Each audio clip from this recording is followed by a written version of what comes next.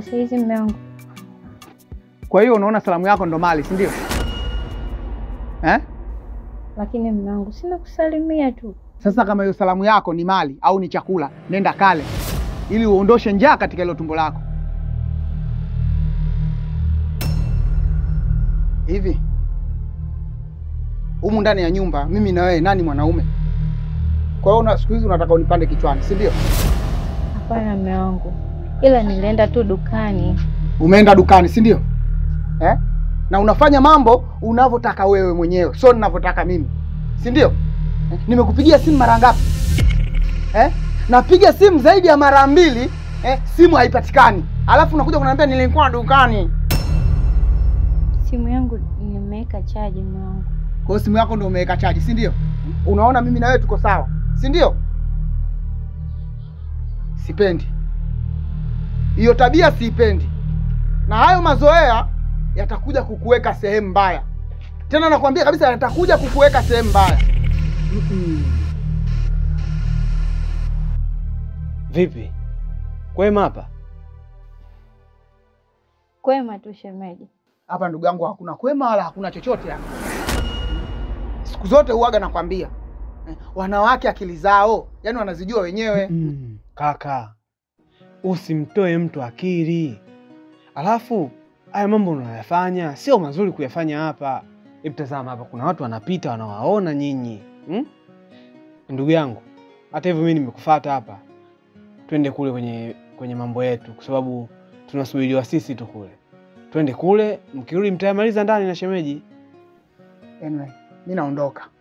Lakini nitakaporudi uandae maneno ya kuja kuniambia. Sisi tumeelewana Tena uyaandae vizuri kabisa. Baadaye shemeji.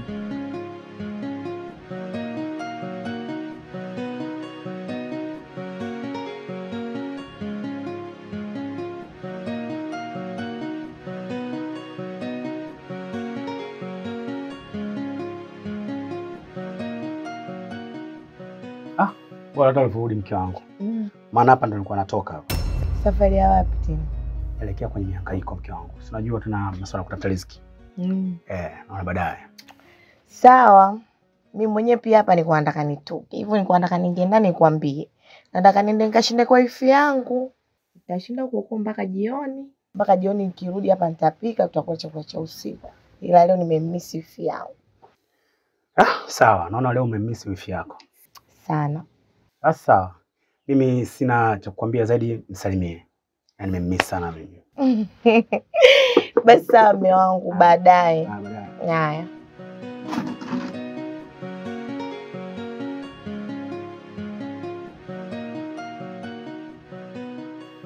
Mwanamke ni mtu wa kubembelezwa. Mwanamke anatakiwa awekwe chini. Na pale ambako amekosea umweleweshe ili kesho asije karudia kosa ambalo yeye amelifanya. Lakini ukimpiga bado hujamfundisha chochote kile. Sikiliza ndugu yangu. Unajua mtoto unapomlea ndivyo anapokuwa. Wanawake sio watu wa kuwapa nafasi hata kidogo. Mwanamke ukimwona anakosea basi anatakiwa aadhibiwe hapo hapo ili asiendelee kukosea. Ni sawa. Unajua hakuna kitu kizuri kama maelewano kwenye ndoa. Nyinyi ni wanandoa. Mnatakiwa muwe na maelewano. Haifai vile kupigana ovyo. Alafu isitoshe, mwanaume mwenye busara ni yule ambaye anamaliza matatizo yake na mkewe ndani. Sikiliza. Mambo ya kuchelewesha huaga yanapoteza.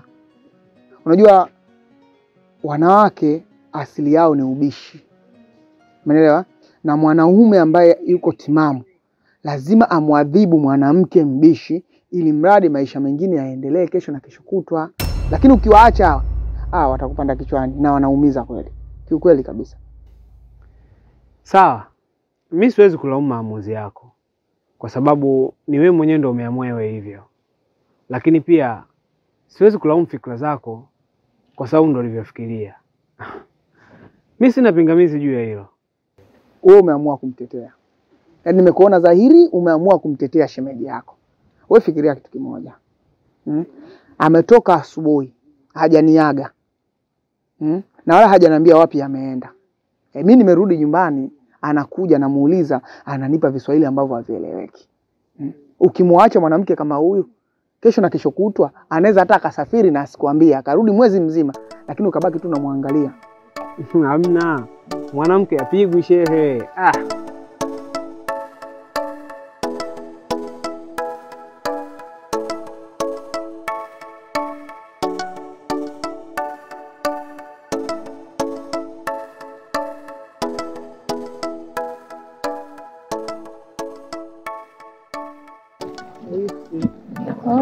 Karibu.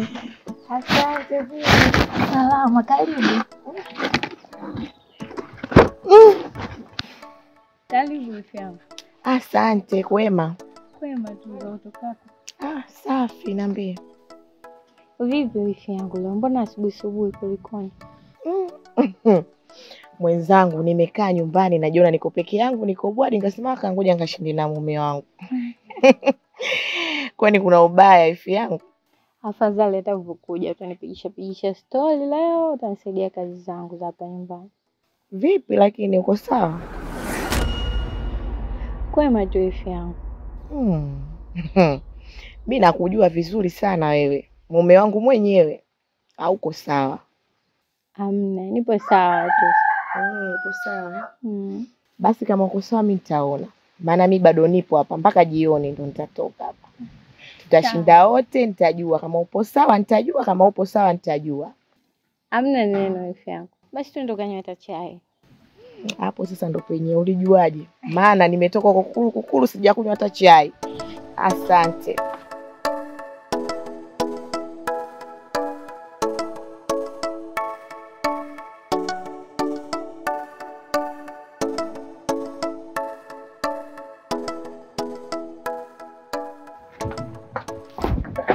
Shwari vipi? Fresh unga? Mungu mwema, niambie. Fresh, kwema kabisa. Shwari kabisa. Mungu mwema. Fresh. Tupo, mimi nipo hivi bwana. Haina noma.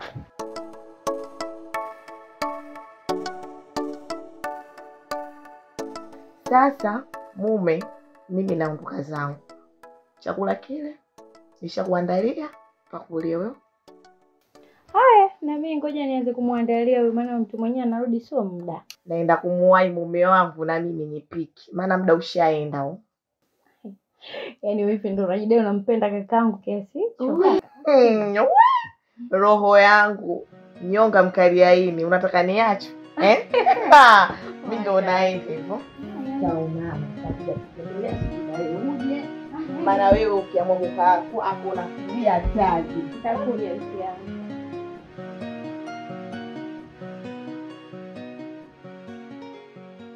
Mume wangu, hivi lini ulienda kumuona ndugu yako? Ni muda. Kwani kuna nini mke wangu? Leo si nilikwambia naenda. Nimeenda. Nimeshinda ndo nimerudi jioni.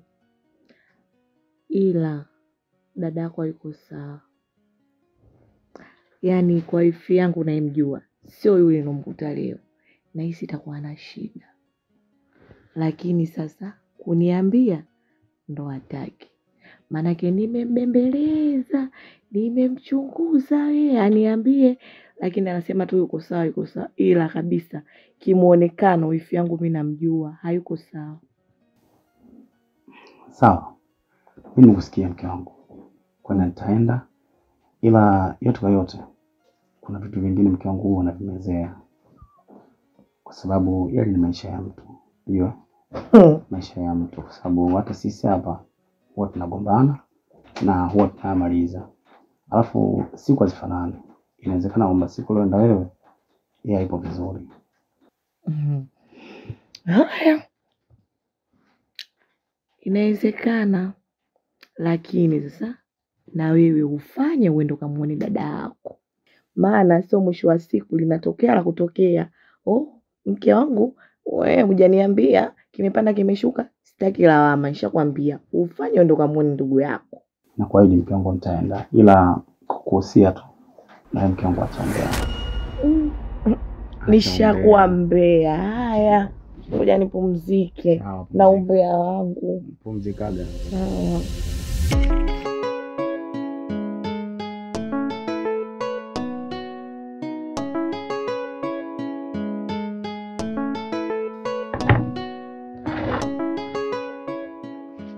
Alafu siku nyingine mke wangu useme, unajua tena mimi chai hata bila tangawizi chai mimi siwezi kunywa. Mume wangu mbona nimetia tangawizi? Umeweka wapi? Umeniambia tangawizi hamna, wewe umeweka majani ya michai mitupu humo. Hamna, nimetia kila kitu nachotaka.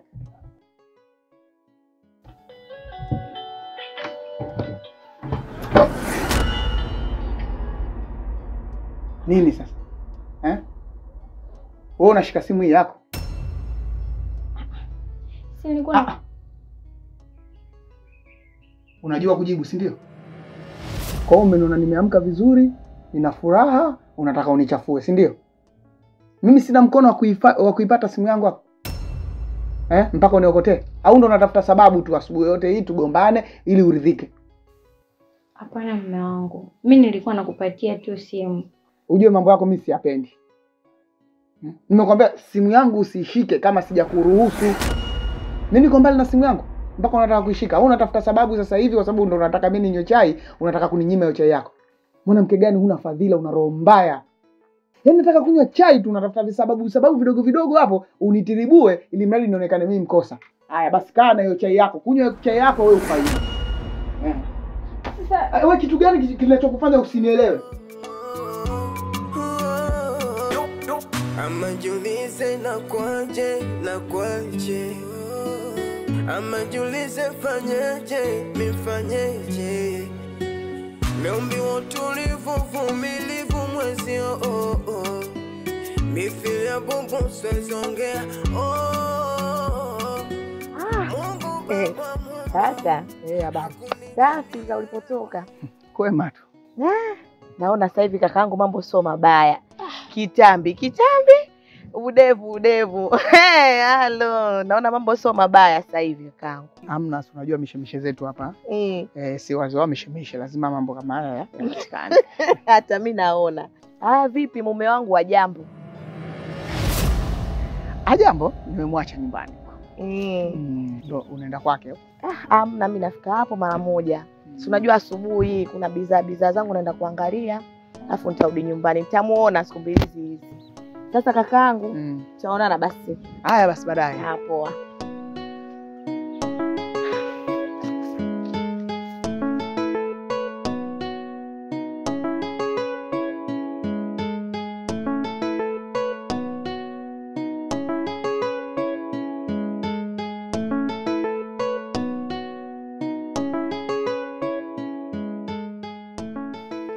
Fadhali nimekuona. Maana huu mguu naona ni wa baraka. Kwa sababu ilikuwa kama sio kesho kutwa mtondogo ningekuja kwako. Kuna nini tena? Hivi yule ni ndugu yako? Yupi? Huyu dadangu mimi? Huyo. Yule ni dadangu kabisa. Tena tupo hao? Ni dadangu. Kuna nini kwani? Mbona kama hamfuatiliani kwenye maisha? Labda nikwambie kitu kimoja. Maisha sasa hivi ni magumu sana. Yaani inakuradhia kwamba muda mwingi sana uhangaike na maisha yako kuliko kuhangaika na maisha ya mtu. Sio kwamba simpendi, hapana. Lakini tayari kashakuwa na maisha yake na mume wake. Kwa hiyo yeye maisha yake na mume wake inabidi niwaache. Wala vizuri na mimi niendelee na maisha yangu. Kwa hiyo muda wako ndani mfuatilie dangu sio vizuri kiukweli. Kakaangu, yule ndugu yako anapigwa. Unajua kupigwa? Anabondo ule binti. Jamani mpaka majirani leo zinatuuma. Yule binti anapigwa, mpaka unasema jamani hivi huyu mwanaume ana nini? Kwa nini usimfuatilie mdogo wako jinsi anavyoishi, ujue matatizo yake? Hivi mngekuwa mnafuatiliana mko karibu, si ungekuwa ushajua shida yake aliyokuwa nayo? Sawa. Mimi nimekusikia na kwa sababu nikwambie kauli ya mwanzo, kwa sababu dadangu ipo pale kisheria. Kwa mimi sipaswi kutoka hapa mbio kwenda kufanya vurugu au mwambie dadangu ondoka hapa. Hapana. Ili jambo lilienda kiutaratibu na mimi inabidi nilifuate kiutaratibu na inabidi nifanye kwa hekima zaidi. Mnaelewa vizuri? naona ulichoniambia sio kibaya kwa sababu nyinyi ndio mnaishi naye. Mimi sijui chochote. Na labda niseme kwamba nashukuru sana kwa kunipa hizo habari. Nitafuatilia. Mti mkavu, ndugu yako kichelewa utakuta mwana si wako. Ila ninachokuomba halahala na kidole. Sio kakwambia nani fulani kaniambia ndugu, mimi jirani pale nitaonekanaje? Ninakuomba kwa hilo. Nikutoe hofu, kuwa na amani. Mimi ni mtoto wa kiume, nimejaliwa chikidude kinahifadhi sana vitu. Nikushukuru, asante na nitamfuatilia dadangu. Basi haina shida. Asante. Ila yani nakuomba usichelewe kufuatilia jambo la dada yako. Usijali. Asante. Asante.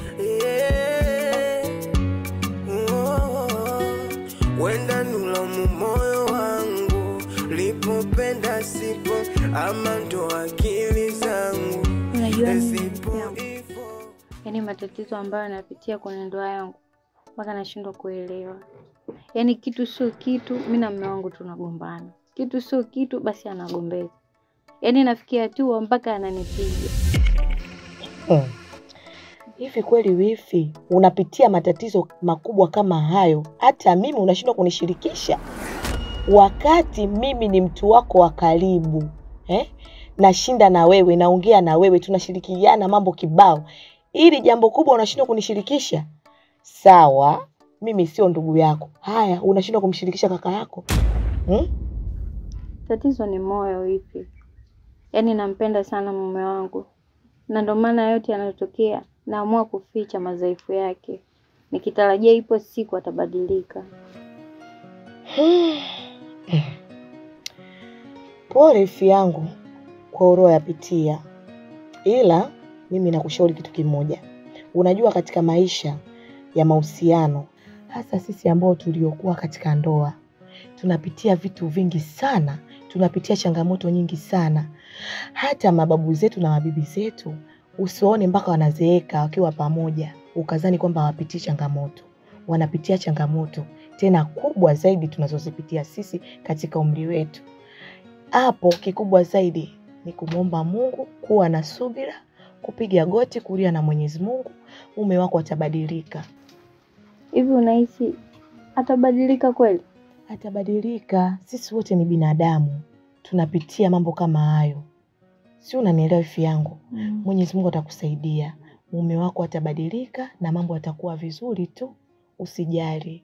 Kama hayo uliweza kuyapitia, umeweza kuyavumilia, natumaini utafika mbali na mumeo. Hizo ni changamoto tu za maisha.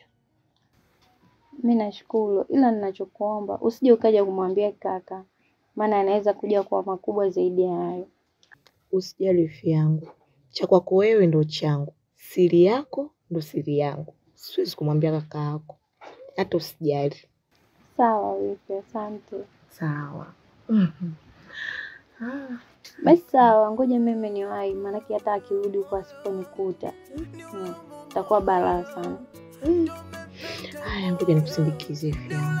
Moyo ndo umepeta ni ulamu moyo ndo umepeta wacha hoko moyo wacha ndo aulize moyo. Ndio mimi nimekuita hapa ni kuhusiana na ile jambo letu. Jambo lipi? Asile la kiwanja. Kile cha bondeni au kile cha juu pale?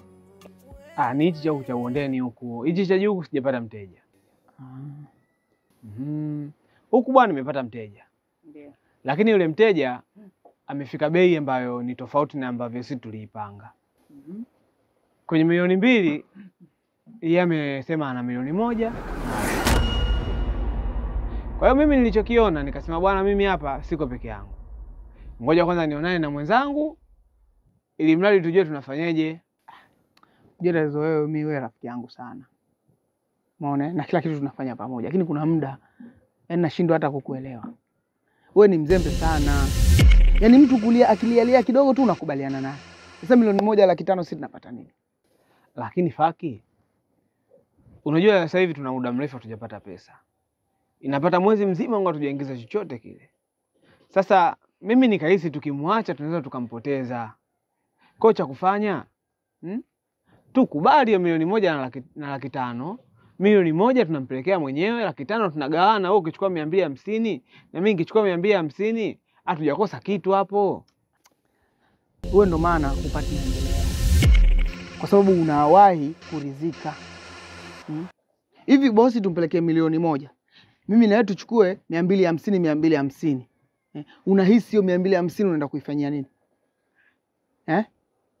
Acha mambo yako bwana. Ukiongea na mteja ongea naye vizuri. Mimi hakuna dili hata moja ninalokuletea hapa linakuwa miduanzi. Basi sawa, haina shida. Mimi niwaambia tu kwamba tuko wawili. Sawa? Na ili jambo limekuja kukufikishia wewe, tujue tunafanyaje. Kama imeshindikana, basi sawa, haina shida. Kiwanja si tutauza. Sawa? Ila naomba hapo ulipoongea usiongeze nukta yoyote, mimi nitakuja kuongea naye. Na atatoa hela tunayotaka. Hata kama hajatoa milioni 2, atatoa hata 1.8 atatoa. Alafu wewe nitakupa hiyo 2 yako hiyo na 50, alafu hizo nyingine nitachukua. Si ndo unavyotaka. Yaani mimi unipe 250. Alafu uchukue ilobakia. Basi wewe mteja mwenyewe kama vipi namwambia shamba aliuzi. Acha mambo yako. Poa, hamna shida. Sasa mimi naenda tangu hivi. Haina shida. Asipo. Sema sasa tunaambizana hapo kwenye nani vile.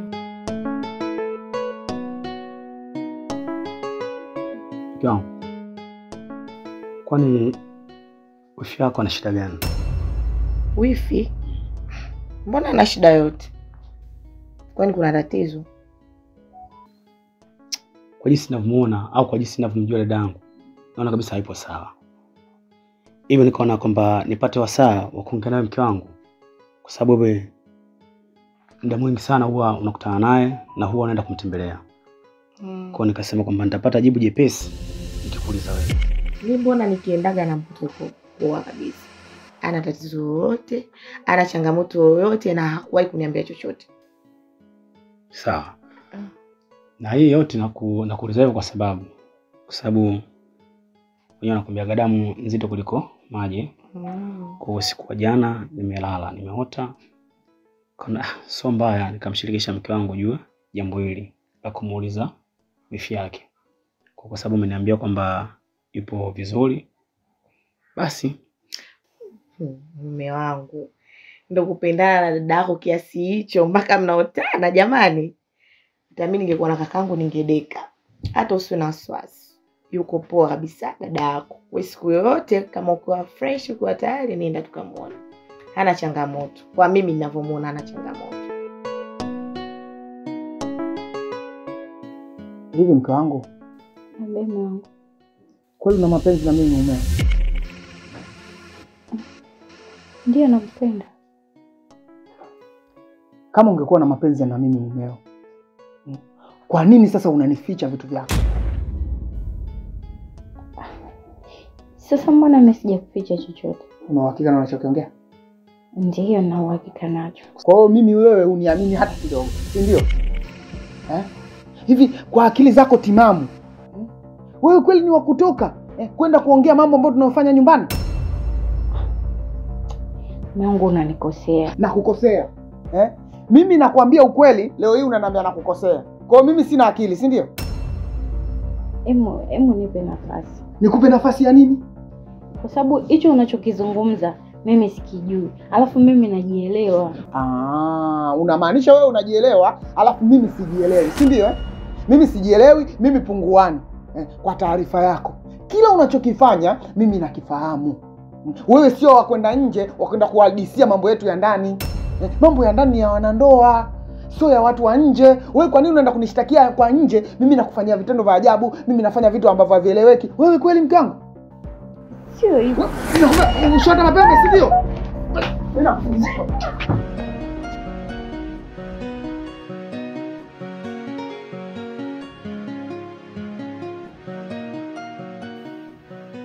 Shazi mke wangu, ndio umenunia kweli?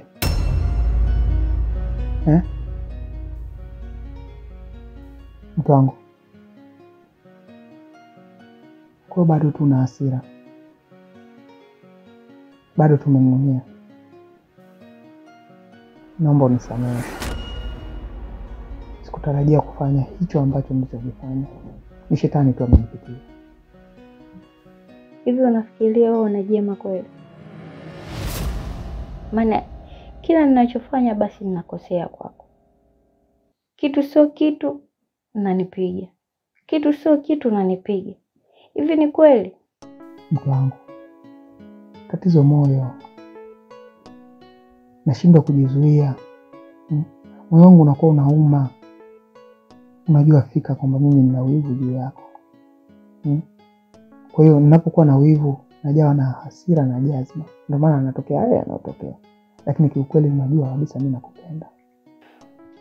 Sawa, hata kama mimi ninachojua mapenzi ni kuoneana huruma na kupendana.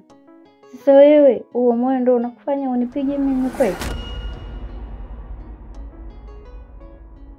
Mke wangu, mimi naomba tu nisamehe. Naamini kwamba kila nilichokifanya sitakirudia tena. Na najua fika kwamba unanipenda. Na unajua fika kwamba mimi nakupenda. Mimi bila wewe sio kitu. Sasa ukikaza hivyo umenuna, umekasirika, basi hata mimi sitakuwa sawa. Una uhakika lakini hautarudie tena? Nina uhakika. Sitarudia tena na nakuahidi kwa hilo. Wenda nulamu moyo wangu, lipopenda sipo, ama ndo akili zangu zipo hivyo. Ninakupenda sana. Asante, nakupenda pia. Lakini usiniumize. Usijali. Sifanyi makusudi kukuumiza. Sema kwa inakuwa inatokea tu. Ila mimi naamini nitajirekebisha.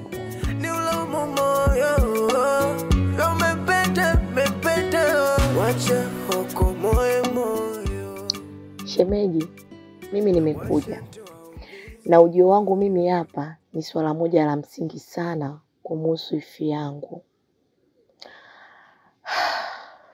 Yaani ifi yangu anateseka. Ananyanyaswa. Na vyote anayomfanyia ni rafiki yako kipenzi, mumewe. Mimi niseme pole sana shemeji. Alafu mimi hili jambo nilikuwa silijui. Na laiti kama ningekuwa nalijua, basi mapema sana ningekaa chini na Faki na ningezungumza naye. Lakini pia hakijakosekana kitu. Mimi nitakaa naye chini na nitamueleza hili swala. Yaani sio siri, mwanamume mwenzio anachokifanya sio kizuri katika jamii ambayo watu wote wanaomzunguka wanaona kitu anachokifanya sio sahihi. Mimi nimeshindwa kwenda moja kwa moja kwake. Na ndio maana nikapita kwako ili nikwambie, kwa sababu wewe ndio rafiki yake kipenzi. Ukae naye chini, uongee naye, anachokifanya sicho shemeji yangu, ama wewe unaonaje? Basi sawa shemeji yangu. Unajua Faki mimi ni rafiki yangu sana. Na muda mwingi huwa nakuwa naye. Kwa hivyo naamini nitakutana naye, nitakaa naye chini ikiwa mimi ni rafiki yake, na naamini hawezi kunisumbua. Kusema ukweli mimi ukifanya hivyo nitashukuru. Wifi yangu anateseka, ananyanyasika. Yaani sikufichi, roho yangu inaniuma yule mwanamke mwenzangu. Shemeji, ukifanya hivyo utakuwa ni umenisaidia sana. Usijali shemeji yangu, mimi nitalifanyia kazi.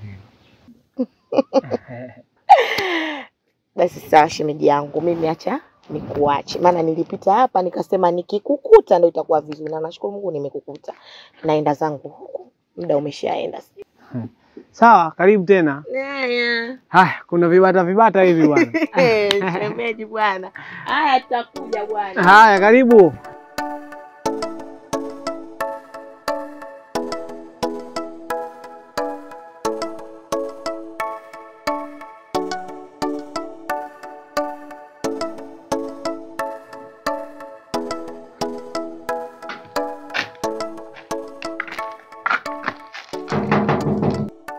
Karibu. Asante.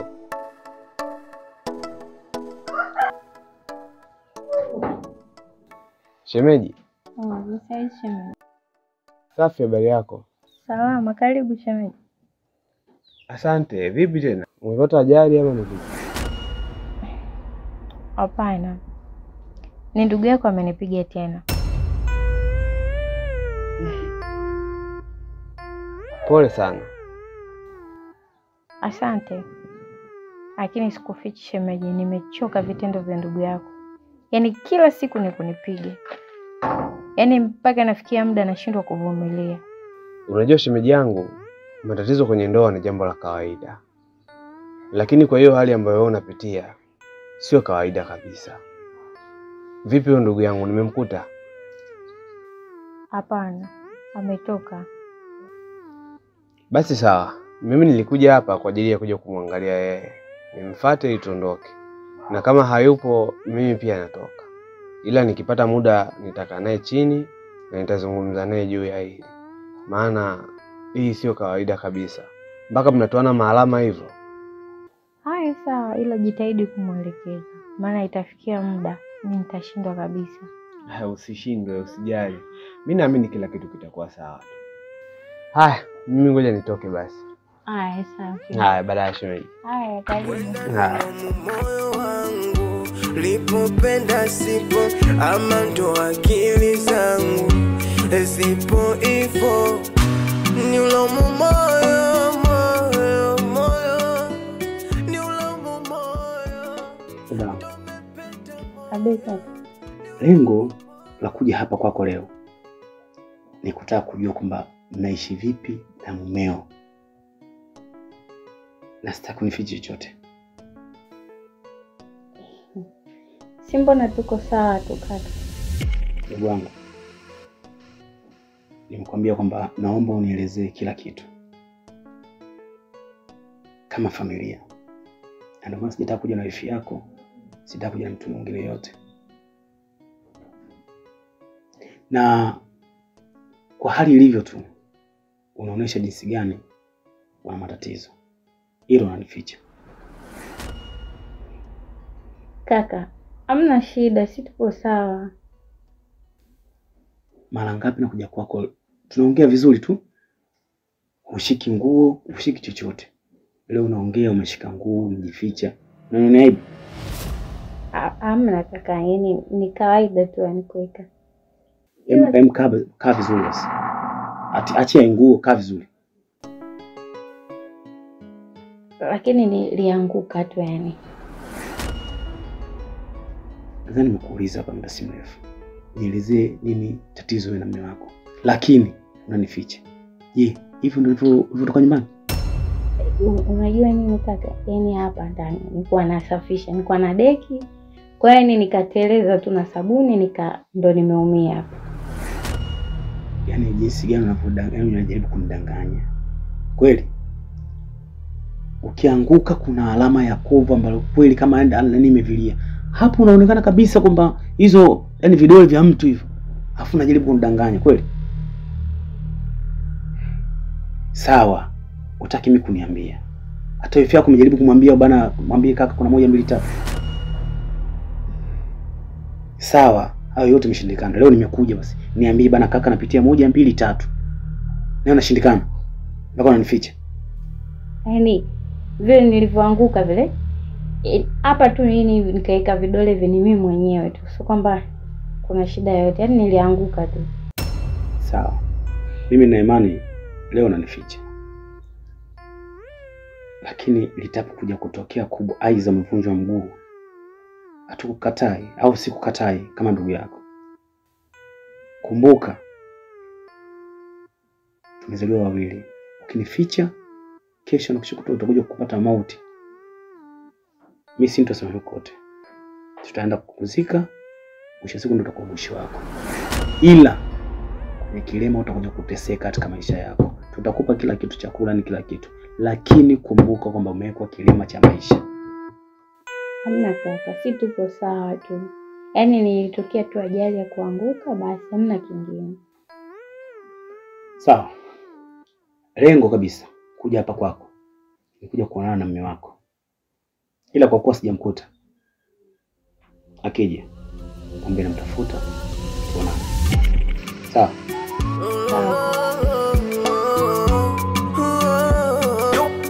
Ama julize na kwaje, ama julize fanyeje, mifanyeje. Meumbiwa utulivu, vumilivu mwezio mithili ya bubu siwezongea Mungu Baba Muumba hakunijalia mie. Safi kwema. Kwema. Tayari. Naona uko katika mihangaiko. Nimetoka kwenye mzunguko lakini nilipita nyumbani kwako. Ndio. Kupita nyumbani kwako bwana shemeji, pale nyumbani kwako hakupo vizuri. Na hakupo vizuri dadangu, hana amani na inavyoonekana dadangu ambao unamtendea vitu vibaya sana. Kwa vizuri. Ni kwamba unafikia hatua unampiga, unamdhalilisha. Sasa sijajua ni kwa nini. Sasa hapo shemeji utakuwa unanikosea. Unajua kwa nini unanikosea? Sababu wewe ushatoka nyumbani, umejazwa maneno, umemsikiliza mtu mmoja, hujaja kunisikiliza na mimi. Wewe hapo moja kwa moja umeanza kunilaumu. Ungeniuliza kuna tatizo gani? Lakini unaanza kunilaumu, afu mwisho wa siku mimi nitaongea nini? Yaani kwa ninayoyasikia na right, kama lingekuwa tatizo la dadangu, mimi na imani ushakimbia nyumbani na ushanipa ripoti ya dadangu. Lakini kwa kuwa kwamba unaona kwamba tatizo ni la kwako, huwezi kukimbilia nyumbani.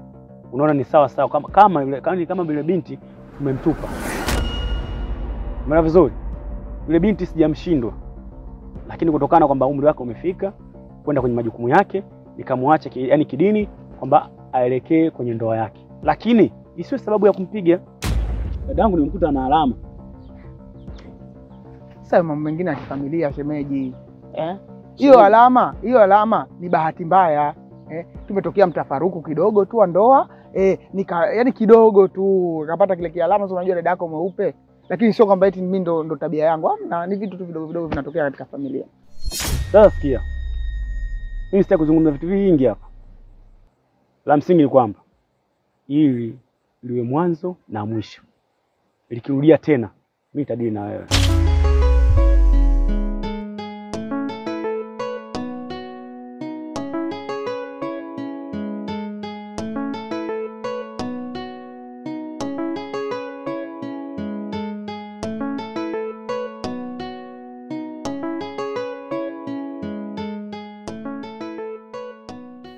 Karibu wifi yangu. Asante wifi.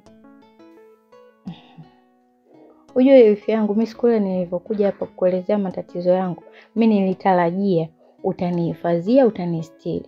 Lakini nashangaa mtaa mzima unajua. Jamani wifi yangu, mimi sijamwambia na sijawahi na sitowahi. Sijamwambia hata mtu mmoja wifi yangu. Sawa, hujawahi kumwambia hata mtu mmoja. Aya, na kaka naye kajuaje? Makubwa. Kwa hiyo kaka yako kaja kukuuliza habari tulizoziongea. Yaani hivi ninavyokuambia, kaka kaja hadi nyumbani. Kaniambia kila kitu kinachoendelea kwenye maisha yangu. Alafu anaonyesha kabisa hamna ambacho hakijui. Mpaka mimi najiuliza, na maana wifi yangu mimi nimemwambia ili anitangaze, anisambaze ama imekuwaje? Sikufichi wifi yangu, nakwambia.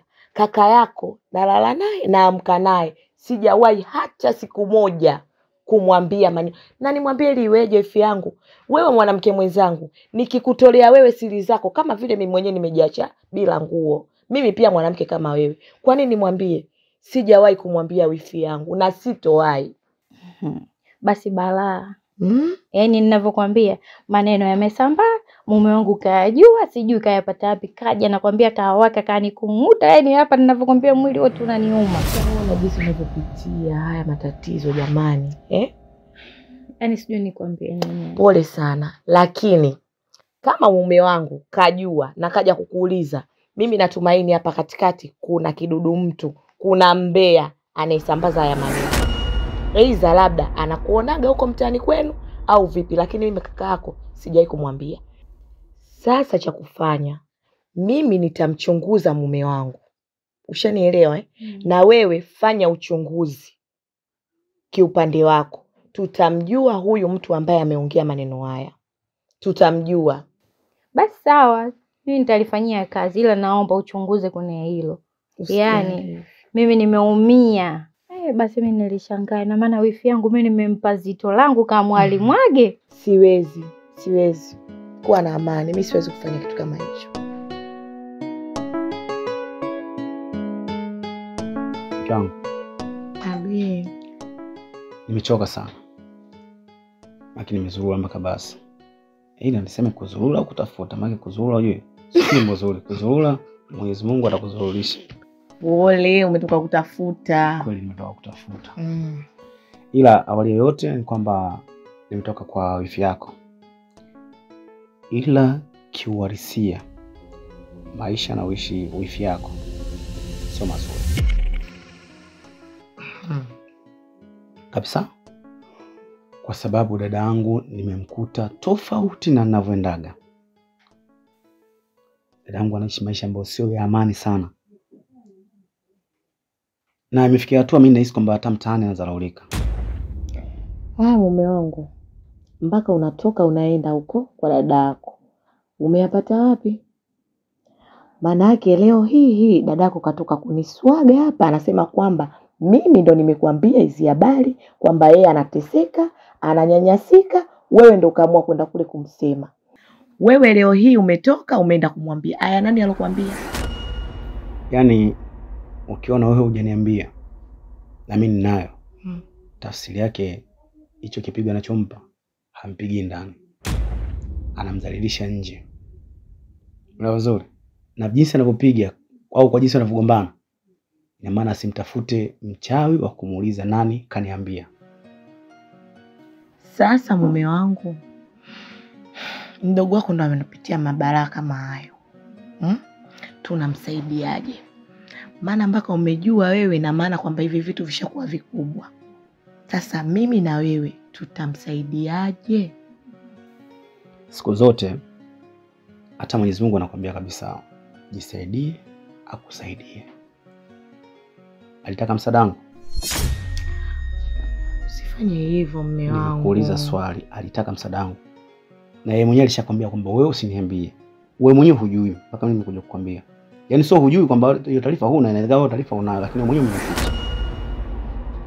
Yaani nikwambie kitu mume wangu, yule bado mdogo, sisi ni wakubwa, tujue tunamsaidiaje, kwa sababu anaweza ikawa kweli hawezi kuja kukwambia. Mpaka nafika stage umemwona wifi yangu jinsi alivyo. Tumsaidie mume wangu na kuomba, hebu kwanza tukae chini tujue nini tunafanya. Yaani unajua nikwambie kitu, nikiona nikikufinya hivi unajisikia uchungu. Maumivu utaniambia mimi naumia. Lakini yaani hii nikikufinya kwamba usikii maumivu, inaelekea mpaka uvunjike mguu ndo utasikia maumivu. Kwa hiyo yeye muache kwanza. Umeelewa? Muache kwanza mpaka dunia imfundishe. Basi mimi sidhani kama kuna mtu atakufa kwa kupigwa kibao. Asoko. Unalo ngumu wewe. Hadi dada yako.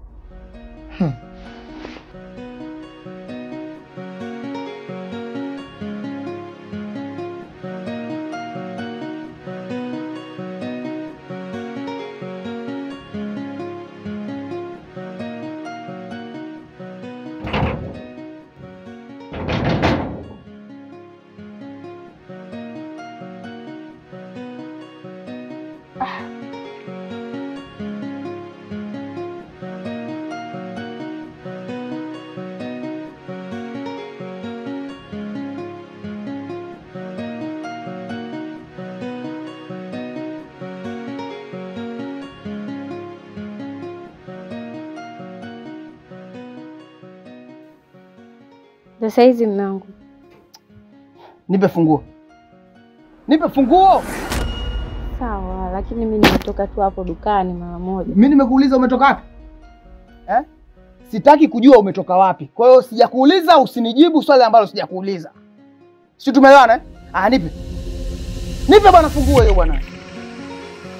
Hivi wewe mwanamke gani ambaye usikii? Usikii la muazini wala la mnadi swala. Lakini nisamee mume wangu. Kila siku tunaambiazana mambo hayo tu. Ukija tisa samahani, kwa hiyo naomba samahani ili kesho ufanye tena makosa, si ndio? Hapana, sina maana hiyo. Una maana hiyo Wewe mbavu zako. Nani akusamee? Nani akusamee? Wewe unaenda wapi? Sinaingia ndani. Hapo hapo ulipo. Hapo hapo ulipo. Uingie ndani humu mwako. Mbavu zako. Wacha hoko moyo. Wacha tuwaulize. Hizo dharau zako hizo zitakutokea puani. Kwa miregi yako ondoka. Ondoka nyumbani kwangu. Sasa mume wangu, Sasa mbona hivi lakini? Mbona vipi? Nyumbani kwangu sikutaki. Maana sitaki mtu mnafiki, mzandiki ambaye hana heshima kwa mumewe. Pumbavu zako wewe, shika. Unaniumize mimi. Wacha toka moyo wewe. Wacha tuchanganye moyo wangu. Vipi dada?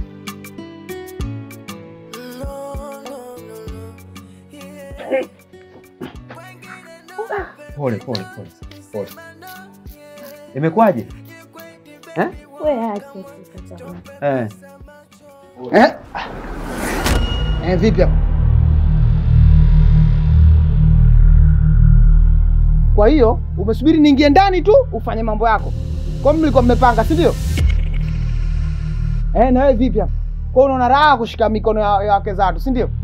Sasa mjomba, unajua wewe ukisema cha nini, wenzako tunasema tutakipata lini. Haya maisha gani sasa mjomba? Acha ubwege huo. Ukishampata nini afu inakuwaje? Hata kama si hivyo, hata kama yanihusu, lakini kwenye jamii haya hakuna vitu kama hivyo mjomba. Wewe nini? Hebu ingie ndani. Alafu hizo shobo zako mimi sizipendi, sawa? Jishikilie mtoto wa kiume. Wewe nini wewe mjomba? Mwache hapo uone kama nzio atumchukui huyo. Huo ushamba. Unajua mimi nimekaa na wewe sio mara moja wala sio mara mbili. Na kila siku nazungumza na wewe swala moja tu. Umeona mkeo ameondoka na yote yalikuwa kwa sababu yako wewe. Haya, umefanikiwa kumrudisha. Basi yale mambo unayoyafanya yaache, punguza. Unajua shida iko vipi? Mimi tayari nimeshajua kama nimekosea. Sawa Mimi hapa sijaja uje unilaumu. Nimekuja uje unielekeze nifanye nini ili mbali niweze kuishi na mwanamke vizuri. Nikwambie kitu kimoja tu. Kama kweli umekuja kufuata ushauri wangu hapa, basi mimi ninachokushauri ni kitu kimoja. Mkeo amerudi. Basi ni muda wa kukaa chini na mkeo vizuri ili mradi maisha mengine yaendelee. Mwanamke apigwi faki. Mwanamke anatakiwa abembelezwe. Akikosea unakaa naye chini unamwelekeza ili kesho asije karudia. Na kama pia ukimwona bado haelewi, kuna mshenga. Alafu mshenga yeye ndo atajua jinsi gani ya kufanyaje ya kuzungumza na ndugu zake, lakini sio kumpiga faki. Mimi naamini kabisa haya mambo hayawezi kujirudia tena. Na naamini nimejifunza kabisa. Lakini sasa usiwe unanilaumu, niambie tu kidogo nielekeze maisha mengine yaendelee. Sawa, mimi nimekuelewa. Ila nikwambie kitu kimoja tu. Kama ukiendelea na mambo yako, basi mimi sitahusika na lolote lile. Na kingine, ukiendelea na hayo mambo yako uliokuwa unayafanya, naamini ipo siku kitakukuta kitu ambacho hautakuja kutegemea kwenye maisha yako, wala hautaamini kabisa. Sasa utakuwa unaniapiza hivyo ndugu yangu. Sio kama nakuapiza, mimi nakwambia ukweli. Poa basi mimi wacha niende nyumbani nikapumzike na mengine yaendelee. Sawa. Mimi nipo hapa.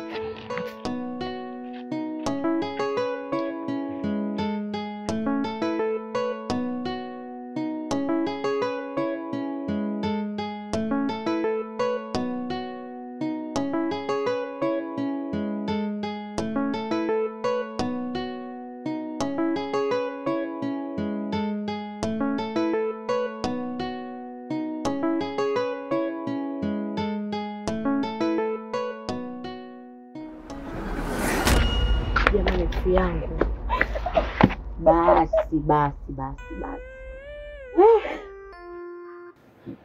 Mimi hata nimechoka kabisa Basi wifi yangu jamani, basi. Pole wifi, pole basi, pole. Mimi hata sielewi. Kosa mtu anapiga. Nimechoka kwa ngoma mimi jamani. Basi wifi yangu, basi nyamaza kulia. Sikiliza nikwambie wifi yangu.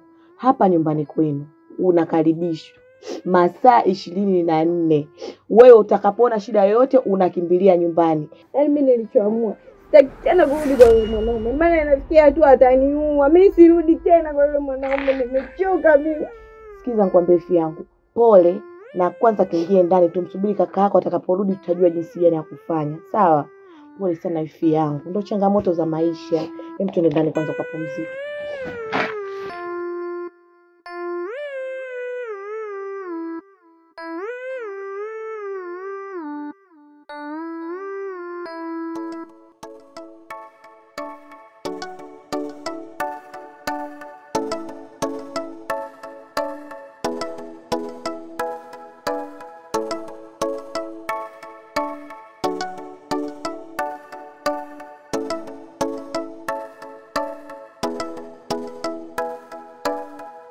Samahani mume wangu, nimechoka manyanyaso na vipigo. Ukinihitaji nipe kwa kaka yangu.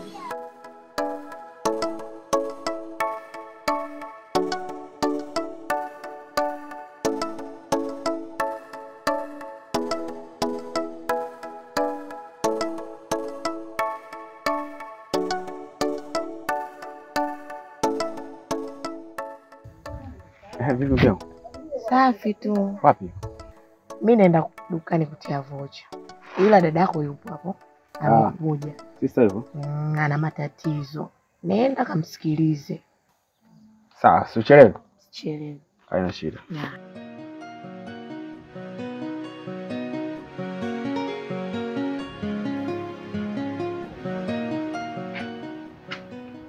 Habari. Salama. Kwema. Kwema tu, shikamoo. Haba, karibu. Asante. Kulikoni? Yaani kaka, sikufichi mimi nimechoka mateso ninayopata kwa yule mwanaume. Kwa hiyo? Yaani kila siku imekuwa mateso kwangu. Nimejitahidi kila siku nifiche madhaifu yake lakini imeshindikana. Nimemfichia sana lakini naona tunapoelekea mimi hapa nitarudishwa ni maiti kabisa. Nimeshindwa kuvumilia.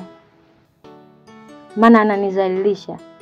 Yeye angalia hata yuko sehemu gani, ananipiga, ananitukana mbele za watu.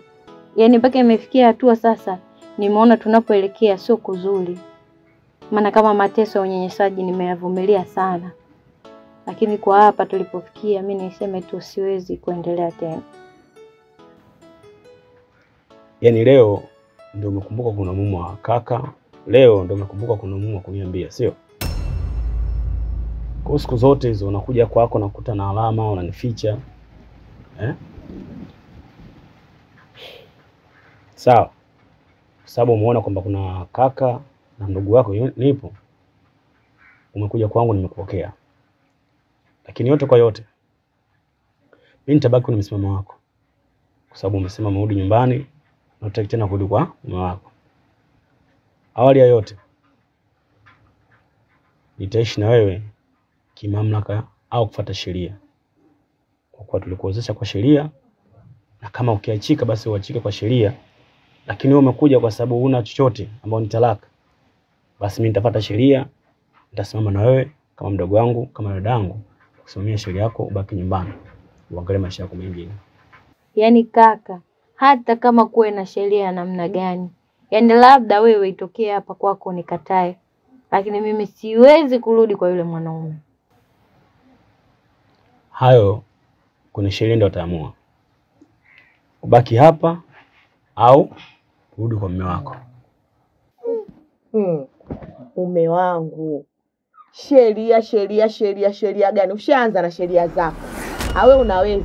Dadako anateseka, anahangaika, leo mwambie arudi tena kwenye shimo la moto. Aka. Mimi wifi yangu niko bega kwa bega na wewe. Hapa hata utoki. Si unanielewa vizuri? Kama hapa umefika hapa kwa ndugu yako na mimi ndio wifi yako. Mimi kama ndugu yako, mimi kama dada yako, langu lako. Huwezi kuondoka hapa. Habari zenu? Salama. Karibu.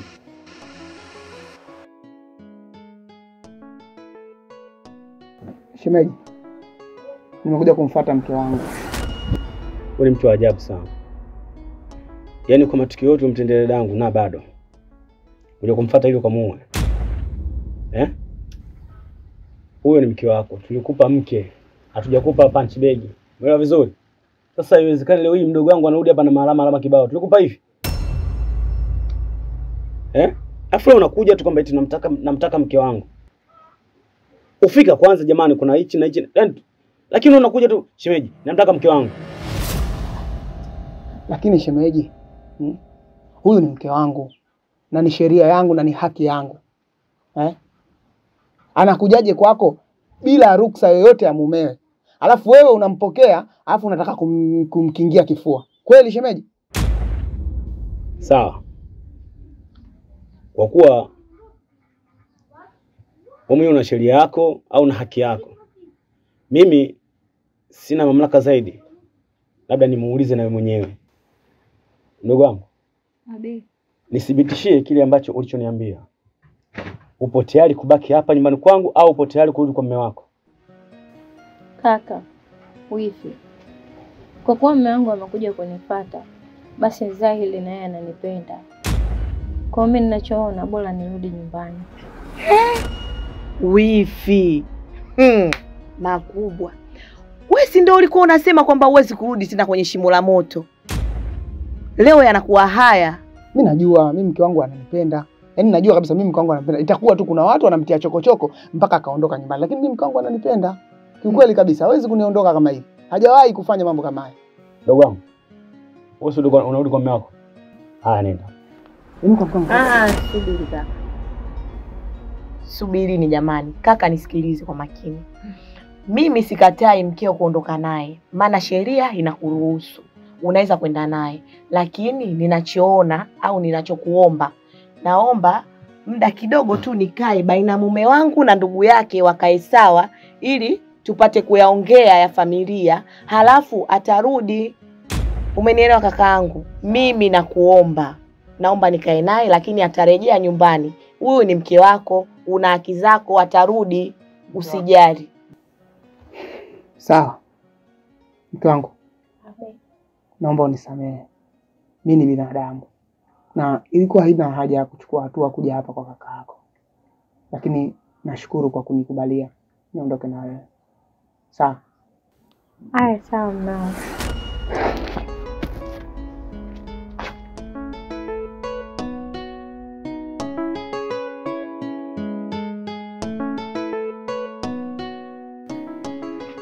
Shogangu za hapa.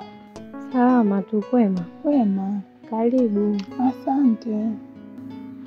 Shogangu, kwani mbona nakupa kipondo kila siku hivi? Hapana, hatuwezi kufikia huko. Na ina imani ipo siku atabadilika. Kawaida hivyo ulivyopigwa hivyo ndugu yangu? Yaani anakupiga mpaka sisi majirani tunaumia. Naelewa hilo. Ila na imani atabadilika kwa sababu kila siku namuombea kwa Mungu. Kwa naamini hivyo siku tu atakuwa sawa. Na yote haya yatasaulika. Unajua nikwambie kitu. Wewe ni mwanamke mwenzangu. Unapokuwa unapigwa wewe, alafu kama hivyo umeumia, mimi mwenyewe naumia. Sijui unanielewa? Ndio. Lakini kwani usimchukulie hatua mmeo? Hamna, siwezi. Yaani mimi naamini tu atakuwa sawa. Kwani haya yote yataisha, wala hata usijali. Ndugu yangu, hata kama ndio uvumilivu umezidi. Yaani kama ndio uvumilivu umeuzidi ndugu yangu. Tena umeuzidisha. Kwa sababu mtu kila siku ya Mungu nyumba hii kipondo. Nyumba hii kipondo. Hivi siku akakupiga ukafa wewe, unafikiri itakuwa hasara kwake? Hasara ya wazazi wako. Yeye mwenzio anaoa. Ila usije ukakuta na mwanamke mwingine nje. Hamna. Hawezi kuwa na mwanamke mwingine. Alafu pia ukisema kwamba yeye ni ana mwanamke mwingine au mimi nitafute mtu mwingine anioe, je, huyo naye atakayenioa kama anapiga zaidi yake? Uone kama nitakuwa nimetumbukia?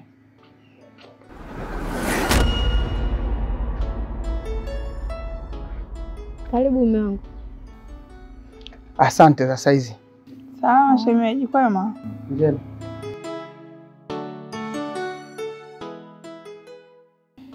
Ngoja mimi niende.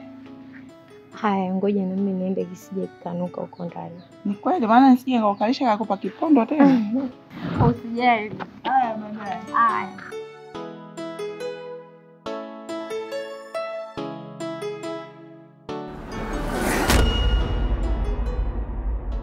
Hivyo mwanamke una masikio ya nyayo? Huelewi wala husikii.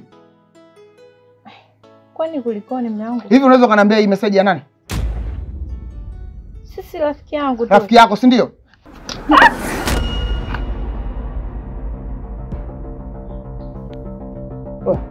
Shazi. Wewe.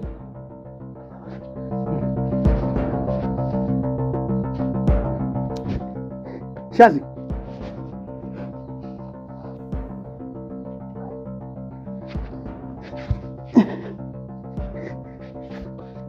Oye. Shazi. Halo. Vipi? Hebu njoo nyumbani mara moja hapo mwanangu, kuna dharura. Faster. Njoo.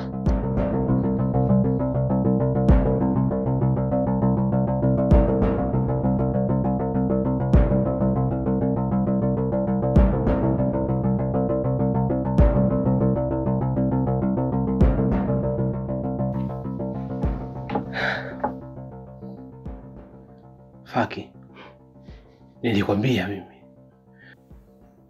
Badilika. Hebu angalia kilichokuta leo. Shazi hapo moyo unajua. Shazi amekufa hivi. Usiongee hivyo rafiki yangu. Wewe ndio mtu wa kunifariji ujue. Huu muda sio wa kufarijiana Faki. Lazima nikwambie ukweli tujue tunafanyaje. Shazi amekufa. Kwa unataka kuniambia naweza nikaenda jela? Mimi naona cha msingi tumsubiri kaka yake. Akifika ndo atajua yeye atatoa maamuzi gani. Akienda kwenye serikali basi utafungwa. Na mimi naona ni bora tu ufungwe. Ili iwe fundisho kwa vijana wengine wenye tabia kama za kwako. Hata kama nitaumia, lakini na mimi itakuwa ni fundisho kwa watu wengine.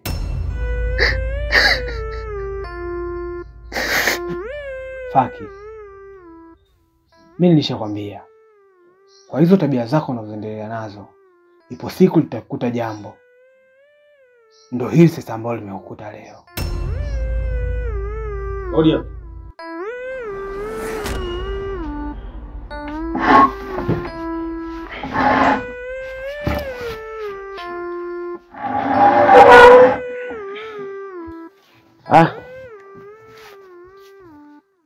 Nimekuja ndugu zangu. Ni kweli tumekupigia simu. Hapa kidogo hapako sawa. Kuna matatizo. Matatizo? Ndio. Haya matatizo yapi pia? Faki na mke wake kuna matatizo kidogo ambayo yametokea hapa. Sasa Shazi amedondoka chini.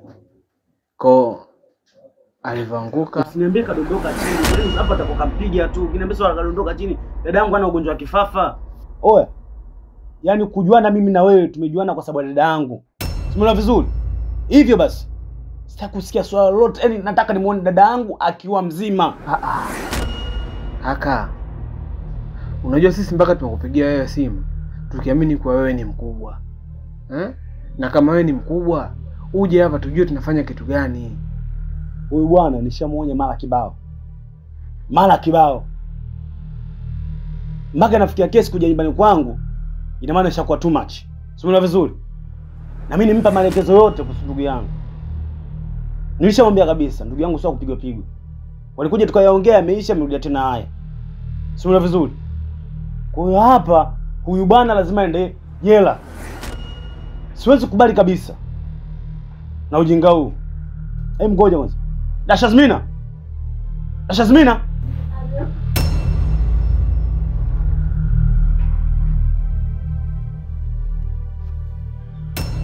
Mkangu.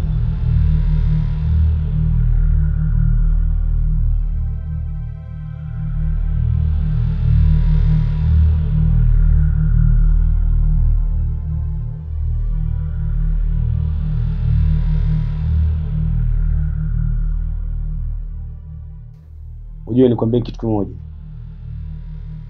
Haya maswala ya kupigana sio mazuri. Mume wangu, wifi, dhumuni la kukuambia ubaki hapa kwa ajili ya kikao na dhumuni hili moja. Mume wangu, inawezekana wifi amekubali hapa sio kwa matakwa yake kutoka moyoni, bali amekubali inawezekana kwa sababu anamuogopa yule mume au vipi? Si unanielewa? Lakini tukienda kimisingi ya kidini, kiimani kwamba huyu ni mke wake, ana haki zake kumchukua, si unanielewa? Lakini ninachokitaka mimi yani nilichokiona, ombi langu ni moja kwa kweli. Huyu mwanamume inabidi tumfanyie mchezo. Tumfanyie mchezo ambao utamfunza, ambaye hataweza kurudia tena yale matendo yake ya kukupiga na kukuumiza na kukunyanyasa. Nadhani itakuwa nini? Atajifunza.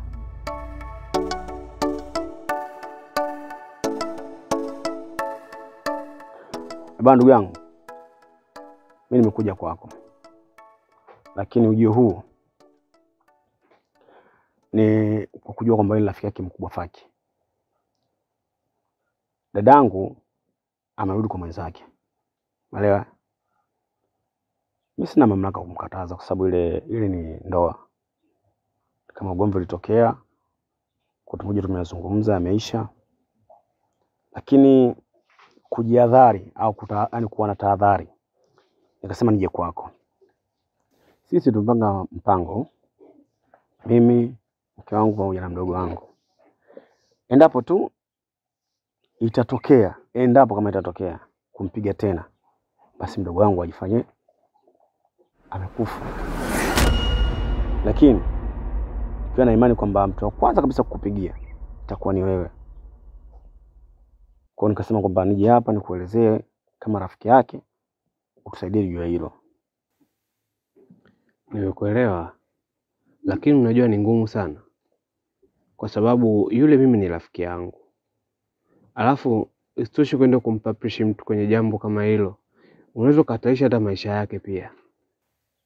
Mimi nina imani kitu kimoja, kwamba mtu akishapata hofu kwamba hapa nimeua, yani sababu mwanzo akimpiga tu akifanyaje inakuwa anachukulia hizi. Lakini hii ikitokea kwamba bana umemkuja hata wewe rafiki yake wa karibu umempaprisha bana, bwana hapo kweli umeua, kwa nini umefanya hivi na hivi? Mimi na imani kwamba naweza kasuluhisha.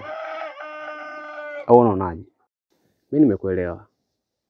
Maana hata mimi mwenyewe pia sipendezwi na vitendo ambavyo yeye anavifanya Faki. Nitajitahidi kwa uwezo wangu. Pale ambako nahisi naweza nikasaidia kwenye hili jambo. Tuone huenda labda likawa dawa kweli. Haya mambo tuliyapanga. Tukitaka kukuonyesha jinsi namna gani unatakiwa uishi na mwenzako.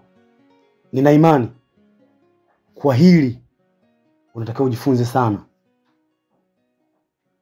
Sumela vizuri? Shemeji, rafiki yangu pamoja na mke wangu,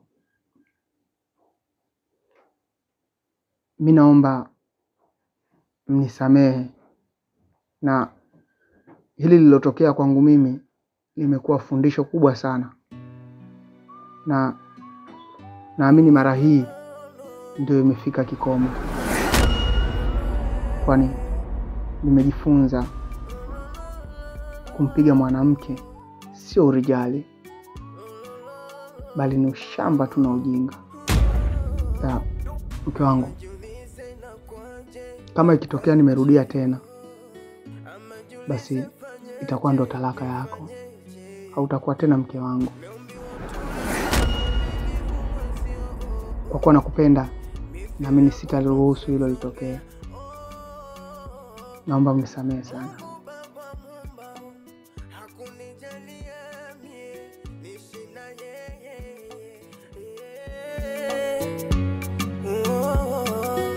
Wenda nulamu moyo wangu, lipopenda sipo, ama ndo akili zangu sipo. Kumbe mwanangu mapenzi yananiwa vizuri kabisa, kumpetipeti. Sasa hapo na mkunyuga mwenzio, angekufa leo ungemkumbatia hapo. Hapo mengine bwana kama hizi ni ndani bwana. Ni ulamu moyo,